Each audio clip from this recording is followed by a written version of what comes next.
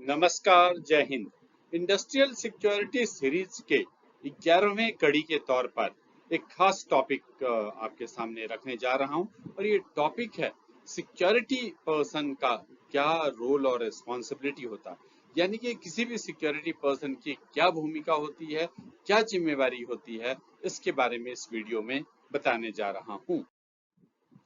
सबसे पहला और सबसे इम्पोर्टेंट जिम्मेवारी होती है रिस्क असेसमेंट, यानी कि जोखिम प्रबंधन। इसका मतलब क्या है? इसका मतलब होता है कि कोई भी साइट हो, चाहे फैक्ट्री हो, प्लांट हो, ऑफिस बिल्डिंग हो, मॉल हो, एयरपोर्ट हो, कोई भी साइट हो, उसका सबसे पहले रिस्क असेसमेंट किया जाता है। रिस्क असेसमेंट का मतलब क्या है? रिस्क असेसमेंट का मतलब ये है कि उस साइट पर सिक्योरिटी से रिलेटेड जितने खतरे हैं उन सब की पहचान करना और उनसे बचाव के उपाय बनाना। यानी कि दो खास बातें होती है। सबसे पहला ये कि सिक्योरिटी से जुड़े खतरों की पहचान करना और इन खतरों से बचाव के उपाय, ये दो सबसे इम्पोर्टेंट पार्ट होता है रिस्क मैनेजमेंट में। तो सिक्योरिटी की ये एक खास जिम्मेवारी होती है। दूसरा है जान माल की सुरक्षा करना, किसी बिल्डिंग की सुरक्षा करना, सूचना की सुरक्षा करना। जान माल की सुरक्षा से क्या मतलब है कि जो भी साइट है जहां पर हमें सिक्योरिटी करनी है, उस जगह की, उस साइट में जितने भी लोग मौजूद हैं उनकी जिंदगी को सुरक्षित रखना सिक्योरिटी की जिम्मेवारी है। वहां जो मटेरियल है उनको सुरक्षित रखने की जिम्मेवारी सिक्योरिटी की है। वहां से सूचना का प्रवाह बाहर नहीं होना चाहिए, वहां अंदर की सूचना बाहर नहीं जानी चाहिए, ये भी जिम्मेवारी सिक्योरिटी की है। उस जो साइट पे जितने भी बिल्डिंग्स है, चाहे बड़ी हो छोटी हो, जितने भी बिल्डिंग्स हो, उन सब को भी सिक्योर करने की जिम्मेवारी सिक्योरिटी की होती है। इस तरह से जो नुकसान होते हैं, सारे नुकसान से बचाव करने की जिम्मेवारी सिक्योरिटी को है।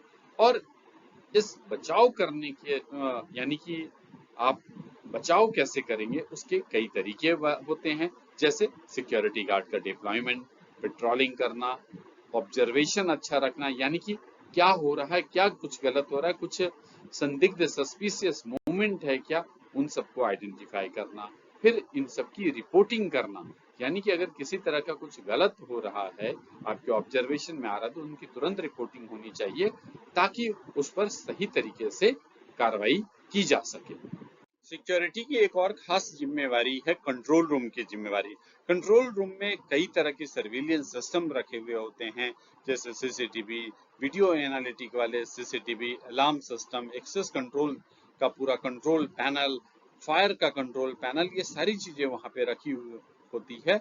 तो इन सबको हैंडल करना, फर्स्ट रिस्पॉन्डर के तौर पर काम करने की जिम्मेवारी सिक्योरिटी की होती है। इसके बाद ट्रैफिक कंट्रोल, साइट्स के भीतर ट्रैफिक को मैनेज करना भी सिक्योरिटी की जिम्मेवारी होती है। आजकल बहुत सारे ऐसे प्लांट होते हैं जहां की हजारों हजार गाड़ियां एक दिन में आती जाती हैं, तो इसलिए वहां के पूरे साइट्स को मैनेज करने के लिए ट्रैफिक कंट्रोल पर काफी जोर दिया जाता है। इसके बाद एक और सिक्योरिटी की खास जिम्मेवारी है इमरजेंसी सिचुएशन को हैंडल करना। इमरजेंसी सिचुएशन जैसे कि वो मैनमेड भी हो सकता है, प्राकृतिक तरीके से भी हो सकता है, जैसे कि कोई भूकंप आ जाए, बाढ़ आ जाए, उससे नुकसान हो सकता है। मैनमेड यानी कृत्रिम, यानी कि जैसे कि फायर हो जाए, बिल्डिंग गिर जाए, कोई फैटल हो जाए, तो ये सारे इमरजेंसी सिचुएशन होते हैं और इस इमरजेंसी सिचुएशन को हैंडल करने के लिए सिक्योरिटी की भूमिका बहुत इंपॉर्टेंट होती है। इस प्रकार से आप समझ सके होंगे कि सिक्योरिटी के कई इंपॉर्टेंट रोल एंड रिस्पॉन्सिबिलिटी होते हैं।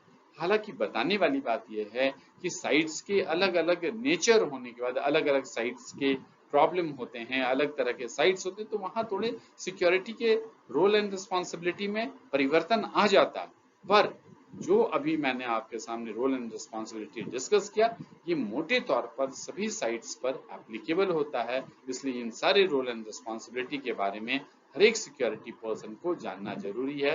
किसी तरह के आप इंटरव्यू देते हैं तो उसमें इस पर सवाल आपसे पूछे जा सकते हैं, तो इस वीडियो को बार बार देखें और आप अपने दिमाग में फिट करें। मुझे उम्मीद है कि ये वीडियो आपको पसंद आया होगा। अगर पसंद आया है तो आपसे रिक्वेस्ट है कि इस YouTube चैनल को सब्सक्राइब करें, लाइक करें, कमेंट करें, शेयर करें। जय हिंद।